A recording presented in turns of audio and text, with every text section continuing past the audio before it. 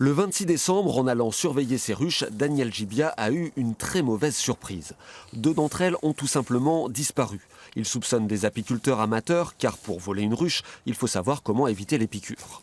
Ça pèse à peu près 30 kg, donc un ou voire deux, on peut les manipuler sans aucun problème. Par contre, avant de les manipuler, il faut fermer la porte, il faut connaître un petit peu le monde de l'apiculture quand même. C'est une perte de plusieurs centaines d'euros, mais aussi un choc pour un amateur passionné. Lorsque je suis arrivé là, que j'ai vu qu'il me manquait 2 ruches, j'ai fait ce que j'avais à faire à côté, je venais faire de la surveillance. Je suis reparti, j'ai fait 500 mètres dans le chemin, j'ai fait demi-tour. J'ai dit c'est pas vrai, tu rêves. Je suis revenu, les ruches n'étaient pas revenues. Ce magasin de Brive est spécialisé dans l'apiculture. Ici, on confirme cette nouvelle tendance, des vols qui seraient liés au développement de l'activité.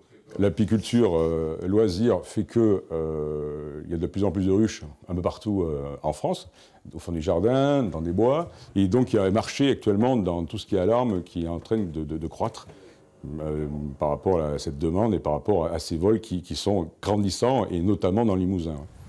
Ce nouvel écueil arrive dans une période déjà difficile. L'année 2018 a été stressante pour les abeilles à cause notamment de frelons asiatiques toujours plus nombreux. J'avais mis des grilles devant les ruches.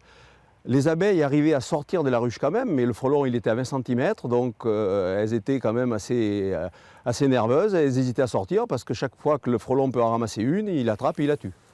La gendarmerie a mené des investigations sur les vols. En 2019, les apiculteurs devront rester vigilants sur tous les fronts.